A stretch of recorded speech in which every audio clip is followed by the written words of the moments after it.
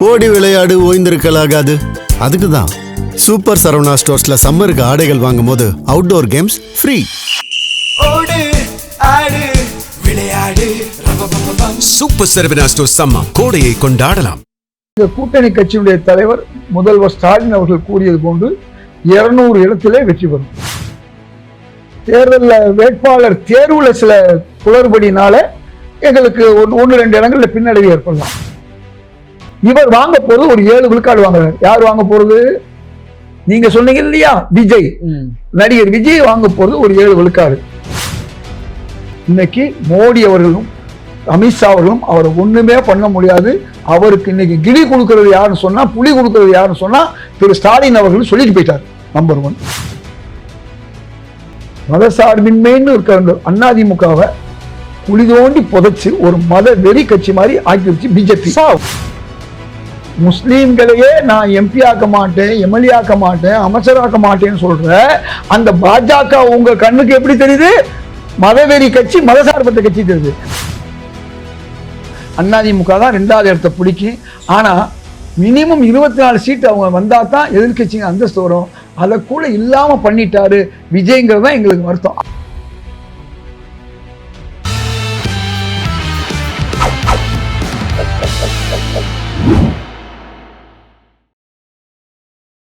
GeM TV நேயர்களுக்கு வணக்கம். தமிழக காங்கிரஸ் கமிட்டியின் துணைத் தலைவர் இதயத்துல்லா அவர்கள் சந்திப்பு வாருங்கள். வணக்கம் சார். வாழ்த்துக்கள். உங்க கூட்டணி எவ்வளவு சார் ஜெயிக்கும்? எங்க கூட்டணி கட்சியினுடைய தலைவர் முதல்வர் ஸ்டாலின் அவர்கள் கூறியது போன்று 200 இடத்திலே வெற்றி பெறும். 200. அதுல காங்கிரஸ் எவ்வளவு சார் வெற்றி பெறும்? எங்களை 28 இடங்கள்ல நிக்கிறோம். அதுல 20க்கு அதிகமான இடங்கள்ல வெற்றி பெறுவோம். தேர்தலில் வேட்பாளர் தேர்வுல சில குளறுபடினால எங்களுக்கு 1-2 இடங்கள்ல பின்னடைவு ஏற்படலாம். சார், அதாவது 28ல 20க்கு மேல உள்ள இடங்கள் நாங்கள் பெற முடியும். சரி சார். அப்பன்னா விசிகே எவ்வளவு சார் ஜெயிக்கும்? நிச்சயமா எல்லா கூட்டணி கட்சிகளும் 75ல இருந்து 80 விழுக்காடு ஜெயிப்போம். அதாவது உங்க கூட்டணி கட்சி 58 தொகுதியில் நிக்குது. அதுல 22 நீங்க ஜெயிச்சுவீங்க. 45 இடங்கள் நாங்க பெறுவோம். அப்படிங்களா சார்? அப்படிங்களா? எஸ், உண்மைதான். கலைஞர் உங்களுக்கு ஏதாவது தெரியுதா? கலைஞர் தெரிஞ்சதுனாலதான் உங்கள்ட்ட நேரம் பேசிக்கிட்டு இருக்கேன். அதுவும் நீங்க தெரிஞ்சவர் நினைச்சுதான் பேசிக்கிட்டு இருக்கேன். உங்களுக்கு தெரியல, அதுக்கு நான் பொறுப்பு இல்லை. இன்னும் நீங்க என்ன ஸ்டாலின் என்ன விஜயா, இல்ல உதயநிதினா விஜயா, கனிமொழி விஜயா? விஜய்னா யாரு? விஜய்னா யாரு சார்? இப்ப தேர்தல் வாக்குப்பதிவுக்கு அப்புறமா எங்கும் எதிலும் பேச்சிலும் விஜய் தான் சார் இருக்காரு. எல்லாருமே 10 பேர் கேட்டா 7 பேர் விஜய்க்கு ஓட்டு போட்டு. குழந்தைகள், விடலை பருவம், அந்த மாதிரி உள்ள பருவத்தில் இருக்கவங்கள பத்தி பேசிட்டு இருக்கீங்க நீங்க. அப்படின்னா நீங்க சொல்றீங்க திமுகல இருந்து எடுக்கல, காங்கிரஸ்ல இருந்து எடுக்கல, விசிகால இருந்து எடுக்கல, திகால இருந்து எடுக்கல, எதுல இருந்து எடுக்கல, அதிமுக கூட்டணியிலிருந்து தான் எடுக்கிற. திராவிட முன்னேற்ற கழகத்துல ஏறத்தாழ கடைசி தேர்தல்ல சொத்து வரி, மின்சாரம்லாம் எடை ஏறிய பிறகு, ஆன்டி இன்கம்பன்சிலாம் சொன்ன பிறகு என்ன நடந்துச்சுன்னா 47 விழுக்காடு எடுத்திருந்தாங்க. அதுக்கு முந்தின தேர்தலில் 52 விழுக்காடு எடுத்திருந்தாங்க. 5 விழுக்காடு ஆன்டி இன்கம்பன்சி போயிடுச்சு. இந்த 47ல அவர்கள கூடுதலாக இந்த தேர்தலில் மக்கள் நீதி மையம் கடந்த சட்டமன்ற தேர்தலில் எதிராக இருந்த 2 விழுக்காடு வருது. அதே மாதிரி உங்களுக்கு நம்முடைய ஓபிஎஸ் அவருடைய வாக்கு வருது, தேமுதிக வருது. இதையெல்லாம் சேர்ந்து ஒரு 6-7% மீது 42க்கு வந்துடுறாங்க. அந்த 42ல ஒரு 5 விழுக்காடு அல்லது 6 விழுக்காடு திமுகல இருந்து போறதாவே வச்சுக்குவோம். நீங்க சொல்றீங்களே விஜய்க்கு போறதாவே வச்சுக்குவோம். அப்போ 45-46 விழுக்காடு வாக்குகள் திமுகவுக்கு கிடைக்குது. இது திமுக அப்படியே நீங்க ஒரு வாரமா வச்சுக்கோங்க. இப்ப நான் ஏற்கனவே சொன்ன 20ல இருந்து 22 விழுக்காடு விஜய்க்கு கிடைக்குது. நான் இல்லைங்களா மத்தவங்க மாதிரி 5, 10, 12 நான் கணக்கு போடல. உங்க சந்தோஷத்துக்காண்டி நான் இதை சொல்றேன். 20ல இருந்து 22 ஆகுது. சரி, அதிமுக என்ன ஆகும்? அதிமுக கடந்த தேர்தல்ல, இறுதி தேர்தல்ல அவங்க எடுத்தது 20 விழுக்காடு, பாஜக எடுத்தது 18 விழுக்காடு. இந்த 18 விழுக்காடுல அவங்களோட யார் யார் இல்ல? இந்த ஒட்டுமொத்த இதுல திமுக இல்ல, தேமுதிக இல்ல, அதே மாதிரி ஓபிஎஸ் இல்ல, செங்கோட்டையன் இல்ல, இப்படி எல்லாரும் அந்த அதிமுக மற்றும் பாஜக கூட்டணி 30ல ஒரு 7-8% போயிடுச்சு. இப்ப எவ்வளவு? 32% தான் அவங்களுக்கான வாக்கு. பல கட்சிகள் போச்சு. ராமதாஸ்ல பாதி போயிடுச்சு, உங்களுக்கு தெரியாது இல்ல. அப்ப இந்த 32ல இவர் வாங்க போறது ஒரு 7 விழுக்காடு வாங்குறாரு. யார் வாங்க போறது? நீங்க சொன்னீங்க இல்லையா, விஜய், நடிகர் விஜய் வாங்க போறது ஒரு 7 விழுக்காடு. அப்ப அவங்களுக்கு என்ன கிடைக்கும்? மிஞ்சி போனா 27 இல்ல 25, 26 தான் கிடைக்கும். ஆக இது ஒரு பக்கம் வச்சுக்குவோம். இப்ப நான் ஏற்கனவே சொன்னேன்ல 22 விழுக்காடு. இந்த 22, 25, 45 வச்சுங்க. 45ல இன்னும் 5 போனாலும் 40 கம்ஃபர்டபுள் அவங்களுக்கு. அப்ப என்ன நடக்கும் சொன்னா, இந்த விஜய் அவர்கள் நிற்கிறதுனால, 3வது ஒரு பிளேயர் வந்ததுனால திமுக கம்ஃபர்டபுளா 200 இடங்கள் இருக்குது. ஆனா ஏற்கனவே நடந்த தேர்தலில் 2021ல 3 விழுக்காடு டிஃபரன்ஸ், அதாவது இடையில உள்ள டிஃபரன்ஸ் சொல்லுவாங்க. அந்த 3 விழுக்காட அதிமுக எடுத்திருந்தா ஜெயிச்சிருக்கும். ஆனா இன்னைக்கு 3வது விஜய் வர்றதுனால அதிமுகவுடைய வாக்குகள் அதிகமா எடுக்கிறாரு, திமுக வாக்குகளை கொஞ்சம் எடுக்கிறாரு. நாம் தமிழர் 8 விழுக்காட்டுல இருந்து 10 விழுக்காண்டு போக வேண்டியவங்க. ஏன்னா ஒவ்வொரு முறையும் அவங்க 2 விழுக்காடு கூடுறாங்க. இந்த 10 விழுக்காடு வாக்குகள்ல ஏறத்தாழ 4ல இருந்து 5 அவங்க இழக்கிறாங்க. இழந்தா இவை எல்லாம் சேர்ந்துதான் நான் சொல்லக்கூடிய 22 விழுக்காடு யாருக்கு? விஜய்க்கு. அதுவும் நகர்ப்புறங்கள்ல மட்டும்தான். கிராமப்புறங்கள்ல 15 விழுக்காடு மேல கிடையாது. இந்த நகர்ப்புறங்கள்ல 22 ஒரு இடத்துல 25 வரலாம் அவர் நிக்கிற இடத்துல, அல்லது அவர் கட்சியில முக்கிய இருக்குல்ல 1-2 சீட்டாக கன்வெர்ட் பண்ணலாம். அதிகபட்சம் போனா 10 இடங்களுக்கு மேல நீங்க சொல்லக்கூடிய அந்த விஜய், எந்த விஜய் குழந்தைகள் விடலைகளோடு இருக்காரோ அந்த விஜய், யாரை வச்சு அவர் ஓட்டு வாங்கணும்னு சொல்லி பெற்றோர்களை மிரட்டுறாரோ அந்த விஜய். இதுதான் உண்மை. இதுக்கு மேல ஒரு புதிய உண்மையை கண்டுபிடிக்க முடியாது, சொல்ல முடியாது. நீண்ட கால அரசியல் அனுபவம் எனக்கு உண்டு. அது மட்டுமல்ல, அரசியல் கட்சிகளுடைய விளக்கங்கள் நமக்கு நன்றாக தெரியும். திடீர்னு எல்லா அரசியல் கட்சிக்கும் ஒண்ணும் இல்லாம போய் திடீர்னு வந்த விஜய் மேல போயிடுவார்னு நினைக்கிறேன் பாருங்க. அதை விட அறிவு குறைந்த தனம் வேறு எதுவும் இருக்காது. சரி சார், உண்மையில இவ்வளவு நல்ல கால்குலேஷன்லாம் போட்டீங்க, கணக்கெல்லாம் போட்டீங்க. கணக்கில் நீங்க புலிதான். அது மரத்துல காய்க்கிற புலியா காட்டுல இருக்கிற புலியா மே 4ஆம் தேதி தெரிஞ்சிடும் சார். ஓகே, காங்கிரஸ், விசிக, தேமுதிக இதெல்லாம் ஜெல்லாச்சா? திமுக கூட ஜெல்லாச்சா? உங்க கணக்கு எப்படி சார் ஜெல்லாவது? நல்ல கேள்வி. ஆமா சார், எல்லாமே கலக்கினதான் சார். சால்ட்டு எதுவுமே ஒட்டல. அப்படி இருக்கிறப்ப எப்படி சார் உங்க கணக்கு எடுபடும்? கொஞ்சமாவது யோசிங்க சார். புளிய பத்தி பேராசை வேணாம் சார். நீங்க புளிய பத்தி பேசுனீங்க.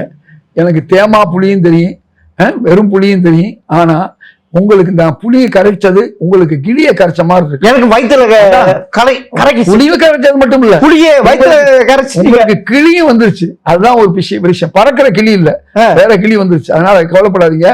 நீங்க கேட்டது ஜெல்லாச்சா இல்லையாண்டு, சரிதானா? ஒரு பிரச்சனையும் இல்லை. நாங்க காங்கிரஸும் திமுகவும் வாக்காளர்கள் இருக்காங்க இல்லையா, அவங்க ஒரு கொள்கைக்கான இருக்காங்க. எல்லாரும் மத சார்பற்ற ஒரு அணி, மக்களுக்கு சேவை செய்யக்கூடிய ஒரு அணி அப்படின்னு வாக்காளர் வேற, கட்சிக்காரங்க வேற. முதல்ல அதை புரிஞ்சுக்குங்க. நீங்க மத சார்பற்ற அணி இது சொல்றது உங்களுக்கு திமுக கூட்டணிக்கு அருகதை இருக்கா? இது அடுத்த கேள்வி. ஆக நீங்க மத சார்பற்ற அணி எப்படி சொல்லலாம்? காங்கிரஸுக்கு வந்து திமுகவும் ராகுல் காந்தி வருவாரா அவர் வருவாரான்னு பாட்டு பாடுற மாதிரி பாடிக்கிட்டு இருந்தீங்க. வந்தாரு, பேசினாரு. எந்த அளவுக்கு பேசினாருன்னா, திரு ஸ்டாலின் அவர்கள் இன்னைக்கு மோடி அவர்களும் அமித்ஷா அவர்களும் அவரை ஒண்ணுமே பண்ண முடியாது. அவருக்கு இன்னைக்கு கிளி கொடுக்கறது யாருன்னு சொன்னா, புலி கொடுக்கறது யாருன்னு சொன்னா திரு ஸ்டாலின் அவர்கள் சொல்லிட்டு போயிட்டார். நம்பர் 1. நம்பர் 2, ஏற்கனவே திருமாவர்களுடைய கட்சியும் கம்யூனிஸ்ட் கட்சியும் முஸ்லிம்களுடைய கட்சியும் திமுகவோட ரொம்ப நல்லா இருக்காங்க, கம்ஃபர்டபுளா இருக்காங்க, சௌக்கியமா இருக்காங்க. இது இந்த கேள்வி எப்ப கேட்டீங்க தெரியுமா? 21ல இதே கேள்வியை கேட்டீங்க, ஜெல்லாச்சா இல்லையாண்டு. ஜெல்லானது மட்டுமல்ல, வெல்லவும் செஞ்சிச்சு. அடுத்து தொடர்ந்து ஒரு 3-4 இந்த உள்ளாட்சி தேர்தலையும் ஜெல்லாச்சு. அதுக்கடுத்து நடந்த பாராளுமன்ற தேர்தலையும் ஜெல்லாச்சு. அப்ப இவ்வளவு ஜெல்லானது இப்ப மட்டும் ஜெல்லாகாம என்ன செய்யும்? அதனால ஆயிடுச்சு. அடுத்த கேள்வி இப்ப நீங்க கேட்டீங்க, இது ஜெல்லாச்சான்னு கேட்டீங்க. அடுத்து மதசார்பின்மைன்னு கேட்டீங்க. நான் கேட்கிறேன், மதசார்பின்மைன்னு இருக்கிற அதிமுகவை குழி தோண்டி புதைச்சு ஒரு மத வெறி கட்சி மாதிரி ஆக்கிடுச்சு பிஜேபி. சார் உண்மையிலே மத சார்பற்ற கூட்டணின்னா அது தேசிய ஜனநாயக கூட்டணி, அதிமுக கூட்டணி தான்.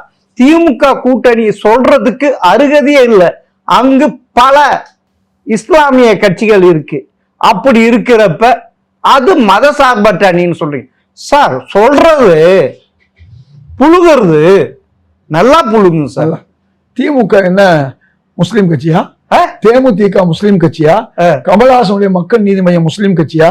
கொஞ்சம் யோசிச்சு பாருங்க. அதை விட்டு பிளீஸ் அதுக்கு 90 விழுக்காடு வாக்கு போடுறது யாரு? தமிழ்நாட்டுல முஸ்லீம்கள் எவ்வளவு பேர் இருப்பாங்க? 7% இருப்பாங்க. மீது 93% வாக்கு வாங்காம திமுகவும் இத்தனை வெற்றி பெற முடியுமா? நான் கேட்கிற கேள்வி கொஞ்சம் நம்ம யோசனை பண்ணணும். நீங்க என்னமோ பாஜக மட்டும் முஸ்லீம்களையே நான் எம்பி ஆக்க மாட்டேன், எம்எல்ஏ ஆக்க மாட்டேன், அமைச்சராக்க மாட்டேன்னு சொல்ற அந்த பாஜக உங்க கண்ணுக்கு எப்படி தெரியுது?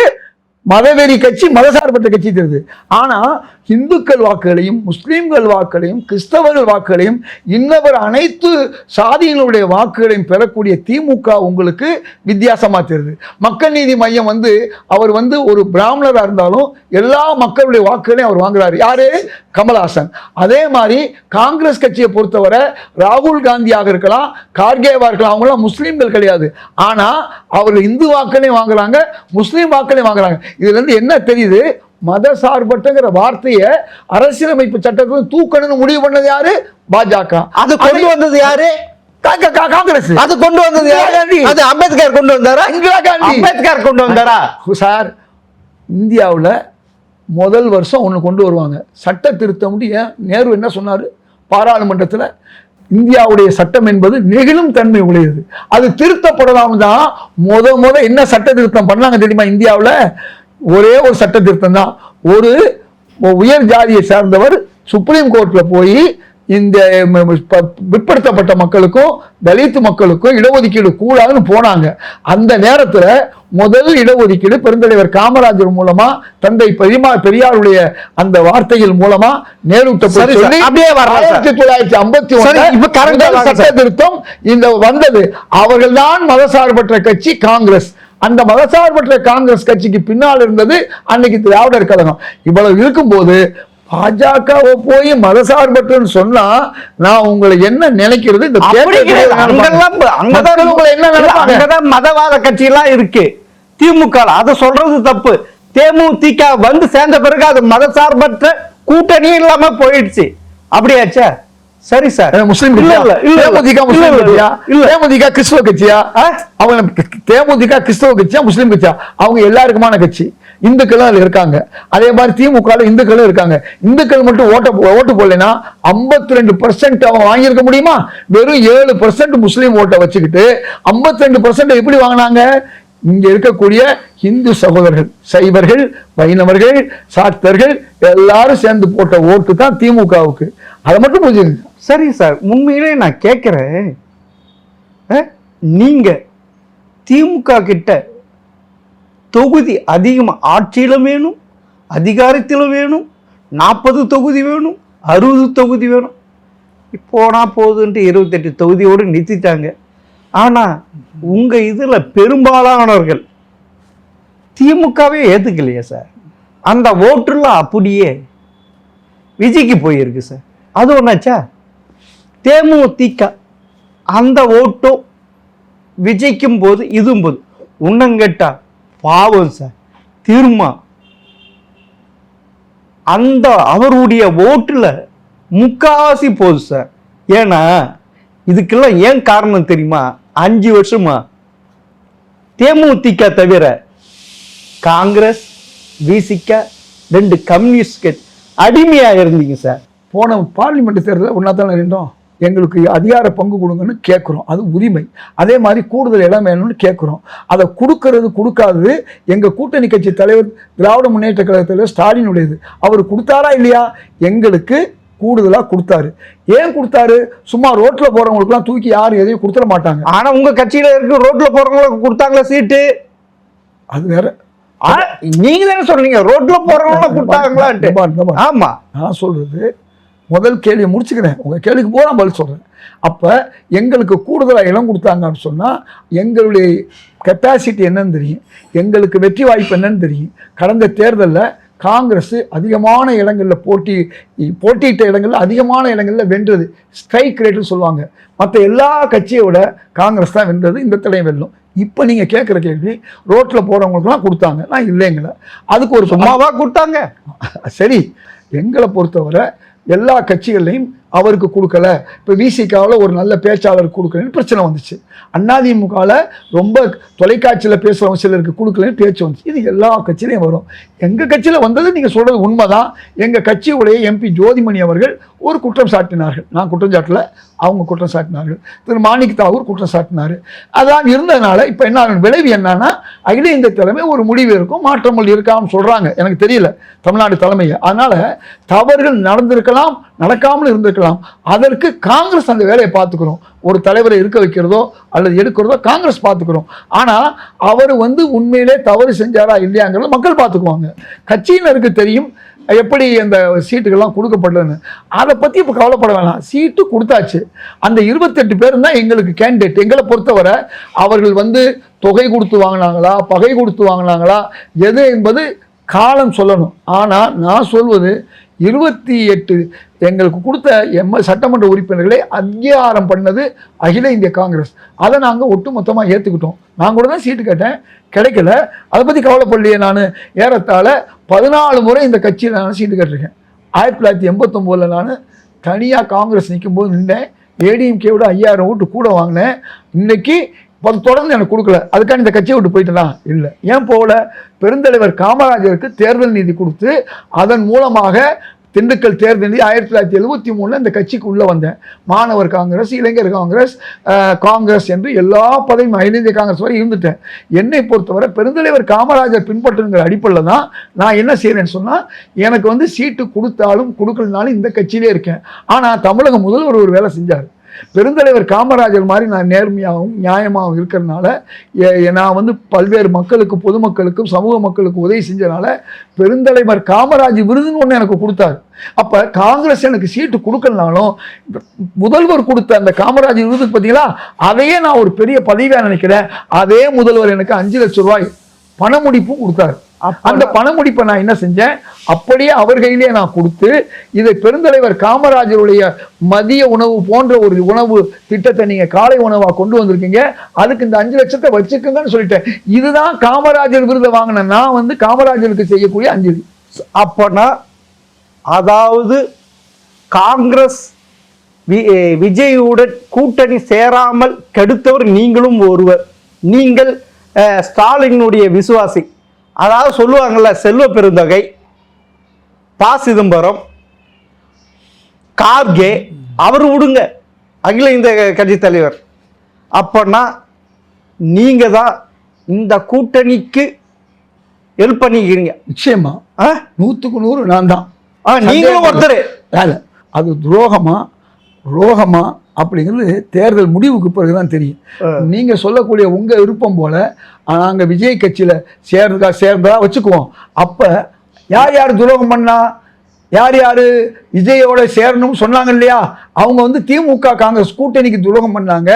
மேலிடம் ஏற்கனவே என்ன சொல்லுச்சு, திமுக காங்கிரஸ் கூட்டணி தான் சொல்லுச்சு. திரு கார்கே அவர்களும் திரு ராகுல் காந்தி அவர்களும் 5 பேர் அனுப்பிச்சாங்க திராவிட முன்னேற்ற கழக தலைவரை பார்க்க. அவர்கள் என்னைக்காவது ஒரு முறையாவது விஜயை பார்க்க அனுப்பிச்சாங்களா? இப்ப துரோகம் யார் பண்ணா? நாங்களா பண்ணோம்? நல்லா யோசனை பண்ணுங்க. திரு கார்கே அவர்கள் அகில இந்திய தலைவர். அப்ப ஒரு நிமிஷம், அந்த 5 பேர் அனுப்பிச்சாரு.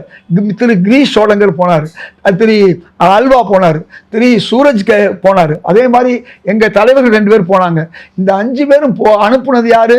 அகில இந்திய தலைமை. நான் கேட்கிறேன், விஜய்க்கு அனுப்பிச்சு அந்த வீட்டு வழி தெரியாம அவங்க என்ன அறிவாலயத்துக்கு போனாங்களா? விஜய் வீடு தெரியாம போயிட்டாங்களா? என்ன சார் நீங்க பேசும்போது ஒரு ஆதாரத்தோட சேதாரம் இப்பதானே தெரிஞ்சது. Very good. ஆமா, அதாவது செல்வ பெருந்தகை ப. சிதம்பரம் கூட திரு இதயத்துல்லா அவர்களும் இணைஞ்சிருக்கிறாரு. காங்கிரசுக்கு குழி வெட்டிட்டாங்க, வளராம செஞ்சிட்டாங்க, நம்ம அடிமையாவே இருப்போம், நம்ம வளரக்கூடாது அப்படின்ட்டு முடிவு பண்ணிட்டீங்களே. ராகுல் காந்திக்கு துரோகம் பண்ணிட்டீங்களே, பிரியங்காவுக்கு துரோகம் பண்ணிட்டீங்க. அப்படி என்ன சார் ஸ்டாலின் உங்களை மழைக்கு வச்சிருந்தாரு? உங்களுக்கு ஒரு விருது கொடுத்தோன்னே சரி, இப்போ நீங்கள் ஒரு பத்திரிகையாளர் ராகுல் காந்தி இங்கே வந்தார், தேர்தல் பிரச்சாரம் பண்ணார். விஜய்க்கு பிரச்சாரம் பண்ணாரா, திரு ஸ்டாலினுக்கு பிரச்சாரம் பண்ணாரா? ஒன்னா பிரச்சாரம் பண்ணாங்களா? அதுவே இருங்க சார். அதிமுக கூட்டணியில் எப்படி ஒற்றுமையாக பிரச்சாரம் செஞ்சார்கள்? 2019 பாராளுமன்ற தேர்தலில் ராகுல் காந்தி தான் பிரதமர் வேட்பாளர். யாருமே சொன்னாரு திரு ஸ்டாலின் அவர்கள். அப்புறமா சட்டமன்ற தேர்தல், பாராளுமன்ற தேர்தலில் நான் சகோதரர், என்னுடைய சகோதரர் என்று சொல்லி போய் அப்படி எகிர் குறிச்சு ஓடி போய் ஸ்வீட் பாக்ஸ் வாங்கிட்டு வந்தார் சார். அவ்வளோப்பட்ட ஆசைப்பட்டவர் அவருடைய மனசையே உடைச்சிட்டீங்களா சார்? கட்சியை வளர்க்கணும், இது பண்ணணும் தமிழகத்தில் நமக்கு. ஏன்னா தமிழகத்தை இன்னைக்கும் பிரதமர் வேட்பாளர் யாரு? ராகுலா மோடி என்ன சொன்னார்? ராகுல் தான் சார் 80% மேலே ஆதரிப்பாங்க. இவ்வளவு நேரம் என்னை பேசுனதெல்லாம் இல்லாமல் பண்ணிட்டீங்க. என்னன்னா, நீங்களே ராகுல் காந்தி ஸ்டாலினும் எந்த அளவுக்கு சகோதர உணர்வோடு இருக்காங்கன்னு சொல்லிட்டீங்க. அப்படி இருக்கும்போது ஏன் சம்மந்தம் இல்லாமல் ஏதோ ஒரு நடிகர் அடிக்கடி சொல்லிட்டு இருக்கீங்க? அவங்க 2 பேரும் சகோதர உணர்வோடு அன்னைக்கு இருந்தாங்க, இன்னைக்கு இருக்காங்க. எந்த அளவுக்கு போயிட்டாருன்னா, பிரதமராக இருக்கக்கூடிய மோடி எதிர்க்கக்கூடிய ஒரே தகுதி உள்ள முதல்வர் யாருன்னு சொன்னால் ஸ்டாலின்கிற தன் வாயால் சொன்ன ஒரே மனிதர் ராகுல் காந்தி. எப்படி பிரதமர் பதவிக்கு தகுதியானவர் திரு ராகுல்னு திரு ஸ்டாலின் அவர்கள் சொன்னாரோ, அதே மாதிரி இந்த மோடி அவர்களை ஓட விரட்டக்கூடிய ஒரே ஆள் யாருன்னு சொன்னால் நம்முடைய ஸ்டாலின் சொல்லி இந்த 2 பேருடைய அந்த ஒற்றுமையை, சகோதரத்துவத்தை புதுப்பித்து கொண்டார். இன்னொரு விஷயம் நான் சொல்கிறேன், கேரளாவில் வேறு கூட்டணி, தமிழ்நாட்டில் வேறு கூட்டணி. உங்களுக்கு தெரியும், கம்யூனிஸ்ட் கூட்டணி. கேரளாவுடைய தேர்தல் இருக்க வரையும் இங்கே அவர் வந்தால் அது நல்லா இருக்காது, உங்களுக்கு தெரியும். அதற்கு பிறகு இங்கே வந்தார், மொத்தம் 6 கூட்டங்களில் பேசினார். 6 கூட்டங்கள் பேர் சொல்லவா? சோளிங்கர்ல இருந்து, நம்முடைய பொன்னேரில் இருந்து, முடிச்சுக்கிறேன். 6 இடங்கள்ல தமிழ்நாட்டில் இருக்கக்கூடிய 234 திமுகவில் இருக்கக்கூடிய கூட்டணியில் அத்தனை வேட்பாளர்களும் சேர்த்து தான் யார் பேசினா? நம்முடைய ராகுல் காந்தி பேசினாரு. அது மட்டுமல்ல, KN நேரு திருச்சியில் இருந்தாரு. அதே மாதிரி திராவிட முன்னேற்ற கழக தலைவர் ஸ்டாலின் இருந்தாரா? உங்களுக்கு ஒரு விஷயம் தெரியுமா? இல்ல, நான் கேட்கறது ஸ்டாலின் இருந்தாரா? சொல்லுங்க பார்க்கலாம். அது சொல்லவா? சொல்லதானே? இல்ல, இவ்வளவு ஒற்று. சரி, அதே ராகுல் பேச அனுமதிங்க. இருங்க, இன்னொன்னு கேட்கிறேன். அதே ராகுல் கரூர் இன்ஸ்டன்ட்டுக்கு விஜய் கிட்ட கால் பண்ணி கேட்டார். அதுமா ஜனநாயக படம் ரிலீஸ் ஆக போனதுக்கும் கால் பண்ணி, இந்திய கூட்டணியில் திமுக இருக்கிறப்ப அதுக்கு எதிரான கட்சி அப்படின்னா திரு ராகுல் அவர்கள் கணக்கு என்ன? விஜயோடு கூட்டணி வைக்க வேண்டும், இங்கு காங்கிரஸை வளர்க்க வேண்டும், பிரியங்காவும் ஆசைப்பட்டார்.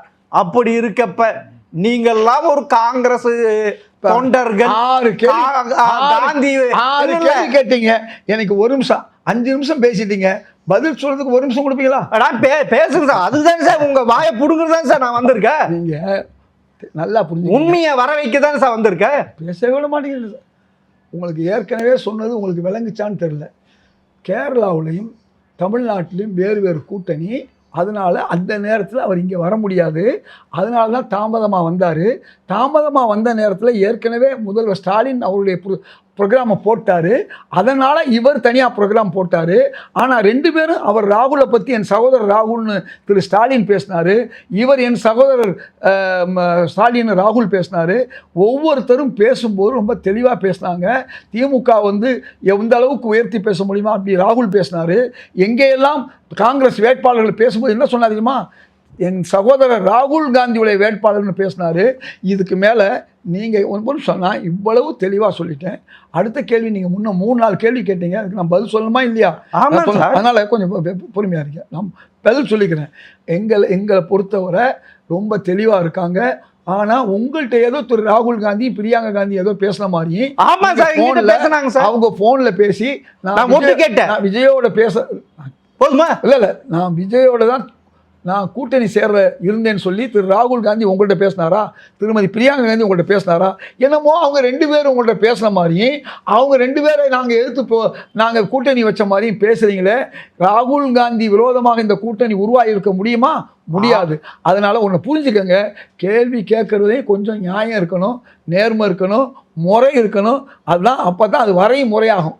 அப்படி வர முறையாகும் அப்படின்ட்டு நிறைய ஏற்படும்.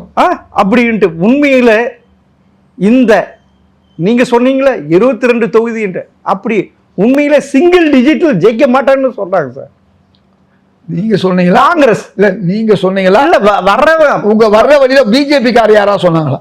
இல்ல சார், உங்கள்ட்ட யாரோ பிஜேபி கார் போன் பண்ணி இந்த வார்த்தையை சொல்லியிருக்காங்க. நான் சொல்றேன், நான் காங்கிரஸ்காரன், எல்லா மக்களோட தொடர்பு உள்ளவன், நாங்க 22 இடத்துக்கு மேலதான் வர்றோம்னு சொன்னேன். புரியுதா உங்களுக்கு? திமுக ஏறத்தாழ 160 இடங்களுக்கு மேல வருது. கூட்டணி கட்சிகள் மீதி 20 இடங்களுக்கு மேல வர்றாங்க. ஒட்டுமொத்தமா 200 இடங்கள்ல நாங்க வெற்றி பெறதுக்கு காரணம் சொன்னேன் உங்களுக்கு. பாருங்க, வயசு சொன்னேன் 18ல இருந்து 20 எல்லாமே சொல்லிட்டீங்க சார். திருப்பி சொல்றேன், 40 வயசுல இருந்து 60 வயசு வரையும் 30 விழுக்காடு இருக்காங்க. அதிமுகவுக்கு போடுறாங்க. 60க்கு மேல வந்து ஒரு 15% இருக்காங்க, 100 வரையும் அவங்களும் போடுறாங்க. அதனால இந்த விடல பிள்ளைங்க, ஓட்டு போடாத விடல பிள்ளைங்க பேசக்கூடிய, அவர்களை மிரட்டக்கூடிய, அவருடைய தந்தைமார்களை குடும்பத்தை வந்து பிளாக்மெயில் பண்ணக்கூடிய வேலையை செய்யக்கூடாதுன்னு இன்னைக்கு குழந்தைகள் கமிஷனே இன்னைக்கு அவர் மேல ஒரு வழக்கு போடுறா இருக்கு. அதனால பெரிய பெரிய அறிஞர்கள்லாம் இந்த மாதிரி இதுவரை இல்லாத ஒரு சூழ்நிலையை இந்தியாவில் வந்து விஜய் உருவாக்கி இருக்காரு. குழந்தைகளையும் குடும்பத்தினரையும் பிரிக்கிற வேலையை பண்றாரு, நாரதர் வேலையை பண்றாரு சொல்லி இன்னைக்கு எல்லாரும் கண்டிச்சுக்கிட்டு இருக்காங்க. அந்த விஜய் அவர்களுக்கு தான் நீங்க இப்போ வக்காலத்து வாங்குறீங்க. நீங்க வாங்கல, கேள்வி கேட்குறீங்க. அப்போனா உங்களுக்கு நல்லா தெரியுது யார் எப்படி ஏது தமிழக நிலவரம் எப்படி இருக்கு, முடிவு எப்படி வரும்ன்ட்டு உங்களுக்கும் தெரியுது. ஆனா வெளியே உள்ள ஒண்ணு வச்சுட்டு வெளியே ஒண்ணு வேஷம் போட வேண்டியதா இருக்கு. தெரியும். ஏன்னா நீங்க திமுகவுக்கு ஒத்துவுது, நீங்க கூட்டணிக்கு உற வச்சீங்க.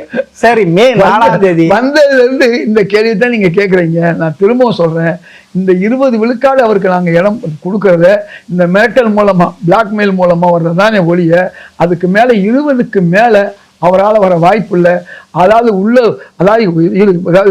நீ நானும் கெட்டு போனோங்கிற மாதிரி அதிமுக வந்து அட்லீஸ்ட் ஒரு எதிர்கட்சி தலைவராக வர வேண்டியதை கூட அவங்களுடைய இடங்களை குறைச்சி, அவங்களுடைய வாக்குகளை குறைச்சி, செதைச்சு, ஸ்பாயிலருங்கிற ஒரு பேர் அவர் எடுத்துட்டாரு. இதுதான் உண்மை. ஆனால் அதிமுக தான் 2வது இடத்தை பிடிக்கும். ஆனால் மினிமம் 24 சீட்டு அவங்க வந்தால் தான் எதிர்கட்சிங்க அந்தஸ்து வரும். அதை கூட இல்லாமல் பண்ணிட்டாரு விஜய்ங்கிறது தான் எங்களுக்கு வருத்தம். அதே தான் 2 வாட்டி திமுக எதிர்கட்சி இல்லாமல் நிலைமை போச்சு. அந்த நிலைமை திரும்பவும் வரும் என்று எதிர்பார்க்கிறீங்க. சொல்றீங்க, எதிர்பார்க்குறீங்க, நீங்க எதிர்பார்க்குறீங்க. நான் இல்லைன்னு சொல்ல வரேன். திமுக வெல்லும். திமுக தொடர்ந்து ஏழை எளியவர்களுக்கு உதவும், மகளிருக்கான அந்த திட்டங்களை எல்லாம் நிறைவேற்றும். அதைத்தான் மகளிர் எதிர்பார்க்குறாங்க. நேற்று வரை எம்ஜிஆர் அவர்களிடமும் ஜெயலலிதாவிடம் இருந்த மகளிர் வாக்கு இங்கே வந்துருச்சு. அதே மாதிரி இளைஞர்கள் வாக்கு வந்துருச்சு. சிறு பிள்ளைகள் வாக்கு, நீங்க சொல்ல சிறுபிள்ளைத்தனம் வாங்க, அந்த வாக்குகள் மட்டும்தான். நான் கிள்ளி பாத்துக்கிறேன் சார். ஆமா சார், நீங்க சொல்றது ஏன்னா நீங்க சொல்றீங்க, நீங்க கில்லி பட நாயகனை பத்தி தெரிஞ்சுக்கிட்டனால கில்லி பாக்குறீங்க. அந்த ஓட்டுல அந்த கில்லி தான், அந்த ஓட்டுல கில்லி நாயகன் தெரியும். அதனால நான் எள்ளி நகையாட விரும்பல. அந்த ஓட்டுல கில்லி நாயகன் போதுன்றாங்க. அதான் சொல்றேன், நீங்க கில்லி நாயகனை பத்தி பேசிட்டு இருக்கீங்க, அதை கில்லி பாக்குறீங்க. சரி சார், உங்களுடைய ஏன்னா நீங்க மூத்த அனுபவம், பல தேர்தல்கள் கரை கண்டவர்கள் எல்லாம் பார்த்தவங்க. அப்பன்னா நீங்க திமுக கூட்டணி 200 தொகுதிகள் வெற்றி பெறும், சிங்கிள் மெஜாரிட்டியோடு ஆட்சி அமைக்கும் என்று சொல்வது போல் இருக்கிறது. அருமையான கேள்விகளை நீங்க கேட்டது மூலமா உள்ளுக்குள்ள உங்களுக்கு திமுக வெற்றி பெறுங்கிற எண்ணம் இருந்தா கூட இந்த மாதிரி வித்தியாசமான கேள்வியை கேட்டு திமுக வெற்றியை மக்கள்கிட்ட கொண்டு போய் சேர்த்த உங்களுக்கு நான் வாழ்த்து சொல்கிறேன். ஜெம் டிவி சார்பாக மிக்க நன்றி சார்.